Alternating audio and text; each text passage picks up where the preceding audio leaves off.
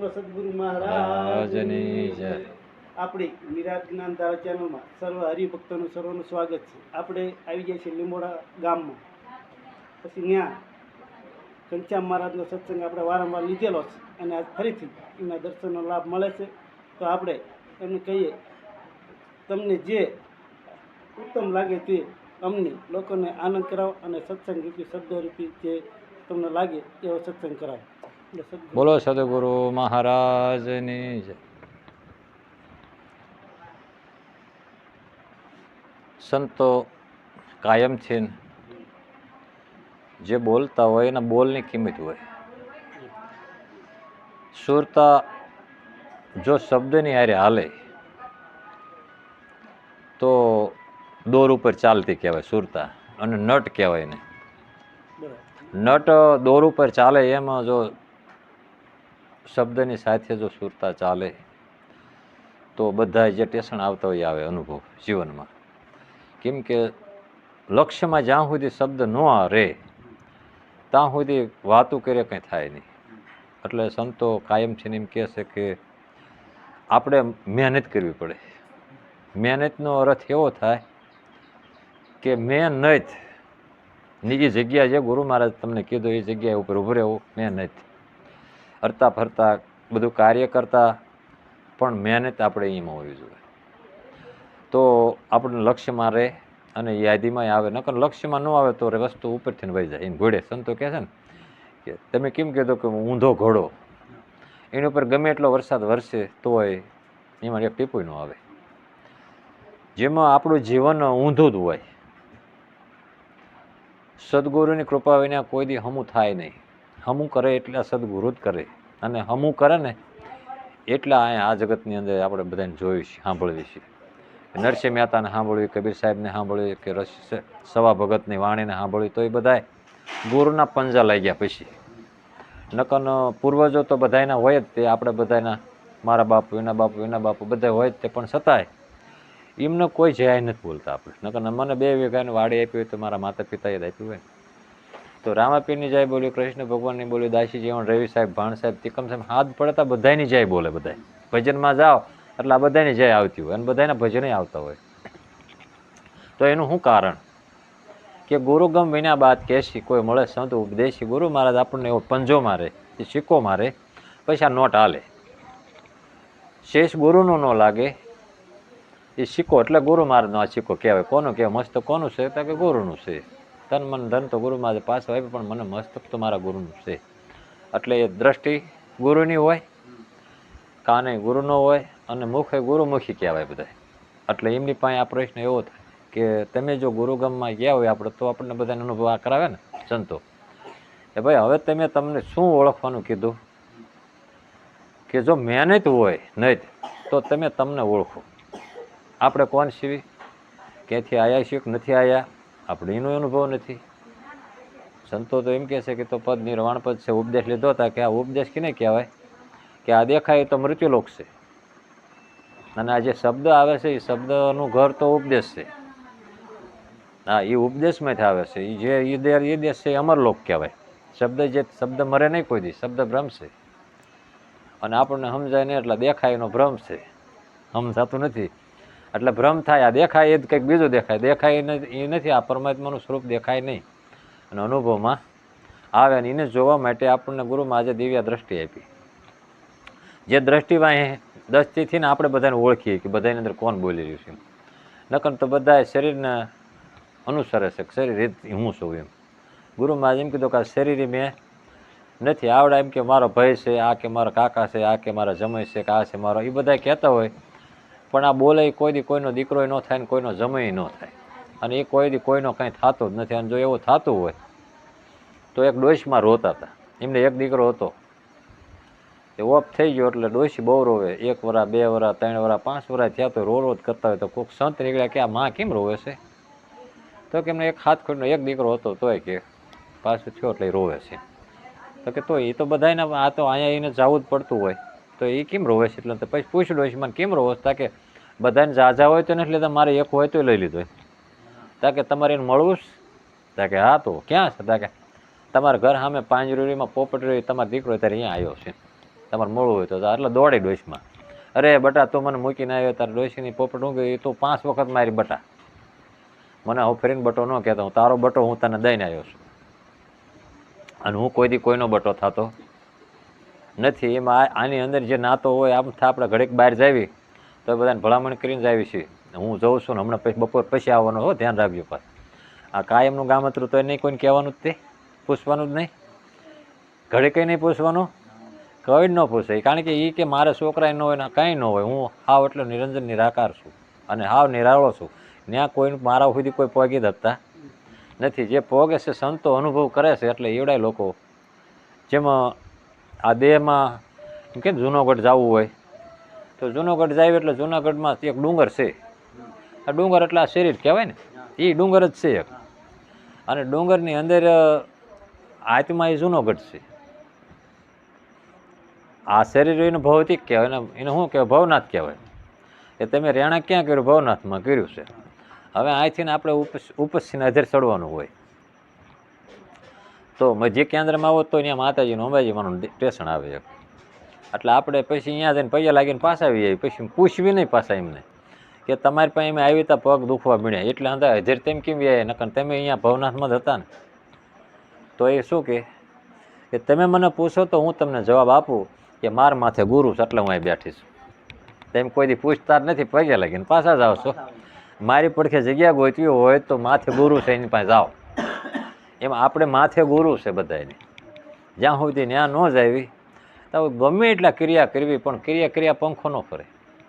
પંખો ફેરવવા માટે સાપ ગોતવી પડે, સાચો કરંટ ગોતવો પડે. નકર ઓમ નમઃ શિવાય કહેવીને પંખો ફરે એવું તો કંઈ છે નહીં. આપણે આ દ્રષ્ટિ તીરથ કરવી, વ્રત કરવી, હોમ કરવી, હવન કરવી પણ છતાંય ન ફરે. ન્યાય એવડું ગોટલ્યા ને એવડાય જે જોવે છે.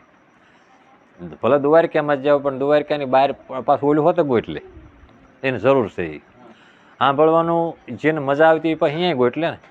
એમાં આચાર કોઈ દી ફરતા નથી, એટલે એના વિચાર કોઈ દી ફરતા નથી. આચાર ફરે એના જ વિચાર ફરે. ગમે એટલો તડકો લાગતો હોય સાયા હેઠળ જઈને બેવી તો ઘડીક જ તે સાયું આવે ત્યાં હોય, પછી પાછા તડકે જાય તો રાડ્યું નાખે ને. તો એ સાયું એની અંદર કેમ પ્રગટ નથી થતો? એમાં આપણને સંતો એમ કહે છે કે તમે બધે ફરો પણ તમારામાં ફેરવો ને. આચાર ફરે, આપણે આટા 4 જ ફેર્યા એટલે દીકરીને આપણા ઘરે વહી આવે ને સીધી 4 ફેરા ફરે એટલે વહી જાય ને દીકરી. આજે એ 4 આંટા ન ફેર્યા હોત તો એ ન જવા દે. સંબંધ કેદું ન કર્યો પણ એ કે 4 આંટા ફરો ને પછી તમે તમારા ઘરે જાઓ. અહીંયા જેને આ 4 ફરે ને એટલા દિન ઘરે જાય ને, કારણ એકાદો અધૂરું રાખે ને તો એને એ કોઈ દી જાય બોલો સ્વીકારે નહીં.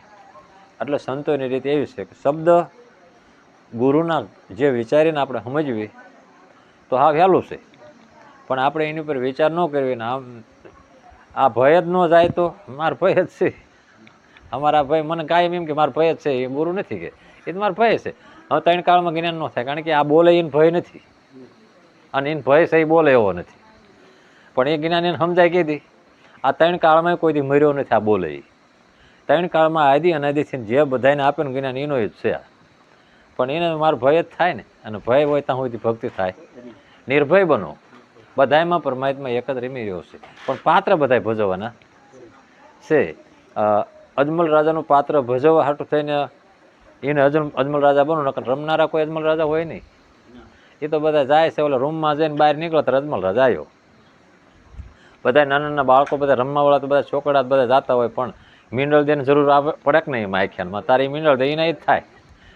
મિનરલ દે બીજા કે ગોતીને ઘીરે નથી લઈ જતા આપણા ઘરના ને કે હાલો તમારા અજમલ હું થઈશ તો તમારી જરૂર પડશે, એવું નથી થતા. આપણે ને આપણે બધું એ માનું નાનું એવું ઉદરમાંથી ને બહાર આવે ને તો પુરુષનું પાત્ર પહેરીને આવે, એ પુરુષનું પાત્ર ભજવવાનું, સ્ત્રીનું પાત્ર પહેરીને આવે. એ રૂમ એક જ બદલાવાનો છે, કપડાં બદલાવાનો. અહીંયા આપણા કપડાં બદલી જાય પછી એ પાત્ર બધાને ભજવવાનું. જો ભજવી નહીં અને હરખું અજમલ રાજા બીડી પીવો તો વાંધો ને, પછી મિનરલ દે ક્યાંક લાવો એક હું લટકારું તો કે તો તમે ભજવું ન કહેવાય, પાત્રને લજવું કહેવાય. એમાં આ બધા જેનું આંખનું કામ આંખ કરે, કાનનું કામ કાન કરે, એ બધા પાત્ર કહેવાય ને. એ બધાને હવાનું પાત્ર. અને આનેથી આપ સંતો એક તન મન ધન પાછું શું લેવા આપ્યું? વિવેકથી વાપરવા. સાચા સંતોની સેવા કરવી કાયમ, અને તમારે જે નિત્ય કર્મ આવતું હોય કાર્ય કરો પણ બંધન થશો નહીં. ફરવાનું બધે પણ ક્યાંય બંધન થવાનું નથી. આમાં આચાર ફરે એટલે જેમ મય વલોણું ફરે તો મહીસે પ્રગટ થાય. નકર દૂધ હલાવે કોઈ દી ઘી થાય કે દીવા થાય એવું છે નહીં. એમાં મેળવી લેવી આપણે. દૂધ બગડી જાય છે અને બગડી જાય છે દહીં બની જાય છે. દૂધ બગડશે નહીં અને બગડી જાય પહેલાં એમનામ બગડી જાય તો નાખી દેવું પડશે. અને માલિકો 60નું ટીપું પાડવી મેળવી અને પછી બગડી જાય તો બગડવાની બીક મટી જાય. પછી દહીં એટલે જામી ગયો હોય એવું હિલોળા ન મારે દૂધ. હિલોળા મારતું ત્યાં સુધી ચાલકું મારતો હોય પછી જામ્યું એને. જ્યારે મેળવા પછી આમને રામનું નામ મેળવી લો એમ કીધું આપણને સંતોએ. એટલે પછી જ જામે, નકર એ મળે નહીં ત્યાં સુધી જામે નહીં. 10 ચેનલો હોય એમાં એક ચેનલમાં ભજન આવે છે તમે મેળવો પછી જામે ને. નકર ભાંગડા હાલતા હોય બીજી ચેનલોમાં. આપણને મેળવવા માટે સંતોએ 10 નંબરની ચેનલ બતાવી. કહત કબીરા સુન મેરે સાધુ મેં બાત કહું છું ખરી, આ દુનિયા બધી 1 નંબરી મેં તો 10 નંબરી. પછી રામદેવજી મહારાજની વાતમાં લ્યો તો એને એમ કીધું મારી દશમ છે અને ભેરવાન કે 11 તારી. દશમ તો મારી, દશમ હું લઉં તો જ ભેરવો વશ થાય. અને રામને રાવણને મારો તો એમને એમ કીધું દશમ મારી. દશમને દી હવારમાં 10 રૂ કહેવાય ને તેથી રાવણને માર્યો ને. અને બધાય જો 10માં મથે છે. આ શરીર 9નું છે અને તમે 10માં છો. પાનું રાખવું તો 10 નંબરનું જ રાખવું. આ 9નો વ્યવહાર તો સંસારનો છે અને 10માનો વ્યવહાર પરમાત્માનો છે. જે 10માને ખબર હોય 10 એટલે બસ. અહીંયાથી ભણતર અક્ષરે નવા નથી છે. 9 અક્ષર નવા છે. આ શરીરના મહિના 9, અક્ષર એકડાના 9 અને પછી 10માં હોય તો ઓલાને ઉપરવાળાને હેઠળ લાવો ત્યારે 10 થાય ને. એ કે ભાઈ 10 કરવા શું કરતા કે ઉપર 1 સહીને હેઠળ લાવો એટલે 10. એ આવે એ મીંડું લેતો 10 એકડા મીંડે 10. અહીંયાથી એક કોઈ કેન્દ્ર આગળ છે. સંતોએ બધા આપણને 10મે ઊભા રાખ્યા છે અને 10માં અનુભવ વસ્તુ છે કે જ્યાં સુધી આપણે 10માં ન જાવી. અને પછી પાછું સંતો એમ હોતે કહે છે કે ખીલે 10માં ગયા એ બધા ખીલે હોય અને ખીલે એટલા જ ખીલે એ વચન ઉપર બંધાણા ને. હું તો મારા ગુરુનું વચને છું. ખીલે છે એટલા જ ખીલે છે. જે ખીલે નથી એ તો બહાર બેઠા હોય ને. ખીલે છે એના નીણની વ્યવસ્થા કરવી પડે નહીં, કરવી પડે એને હાથે ઉપરથી જ થાય. અને ઓલાને ગોતવા જવાનું ને બજારમાં બેઠા હોય તો. નાથ મોરો હોય એને ખીલે કહેવાય. મારા સાચા રે સંતોને વીરા માથે ભક્તિ કરો મોડ. નાથને મોરો. નાથ એટલે મારા નાથ. નાકે વાળસ પાણી કે રેળ મૂક્યું થાય કે નાકે વાળ તો બરોબર. રેળ ન મૂકતો ભલો છે ને. અહીંયા ગુરુમાં જ આપણને એમ કીધું હવે કાયમ નાકની કદર છે, નાકની કિંમત છે. નાકે રહીને ધ્યાન રાખીને કાર્ય કરજે. એટલે કીધું ખીલા પાસે ખીલો. ખીલા પાસે જાય તો ઓલા જેસલને માર્યો તો શું ખીલો. નકર તો ડેબામ ન દાબે હાથ ખેળે મોલ્યો માર્યો. એ કે આ 5 જ્યાં સુધી ખીલો માર્યો નહીં ત્યાં સુધી વૈશ થાય હવા નથી ને ત્યાં સુધી કોઈ દી ખીલો નહીં. પછી તે ગમાણી હતી. એ ગમાણી હાટું થઈને અહીંયા જ ખાતર દીધું ને. એ નીકળ્યો ને દરવાજો પાડ્યો ત્યાં ગમાણી હતી. તમને ગુરુમાં જોઉં કે તમારી ગમ આણ ને ગુરુ ગમ આણ, ગુરુ ગમ આણ તારા અંદર આપણી અંદર ગુરુ મહારાજ આપણે એમની ઓળખાણ આપણને તમને પોતાની ઓળખાણ કરાવી દીધી છે. કોઈ બીજા કોઈની ઓળખાણ કરાવતા નથી. એટલે સંતો ધૂણો હોય ને પાસે ધૂણો ને તો કોઈ દી ન આવે લૂણો. પ્રગટ હોય ને પાસે 2 દેવતા હોય આમ પ્રગટ દેવતા તો અહીંયા જળાલા ઉપડે જાય ને બીજા પડખે 2 કે અને ટાઈટ આવે. આપણે હોતા હોય ઠરી ગયેલું હોય ને આ જઈને 2 એટલે આપણને ઓલવી નાખે ને ટાઈટ આવે ને પછી. એમ પ્રગટ પાસે કાયમ બેહવું. જે દેવતા હોય એને પાસે કાયમ બેહવું. કારણ કે તેઓ ટાઈટ ન હોય. એની ઉપરની જાત જલાઈ દીધી હોય એને દેવતા કહેવાય ને. ખીચડો બાવળો બોરડી હોય ત્યાં સુધી જાત ન કહેવાય. જો હોય તો દેવતા ન કહેવાય. ઉપરથી બધું હળગી જાય લાલ સટાક ઠેકા બધા થઈ ગયા હોય પછી એને આપણે દેવતા કહેવી. એ દેવતામાં ગમે નાખો તો બધું બાળ દે ને.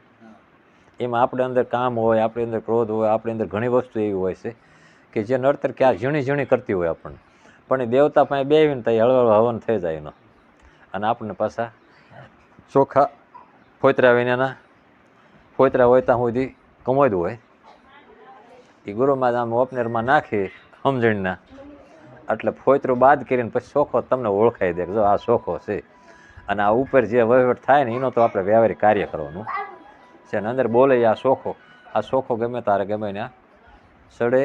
એટલે હવે સાફ પાણી પીવાના બોલો. આટલી વાણીનો મારી વાણીનો વિરામ આપી અને આજ રાજુ ભગત બોટાદ છે ને જોકે બહુ વર્ણન તો શું કરવું, પ્રેમીને શું પ્રેમીની વાત કરવી.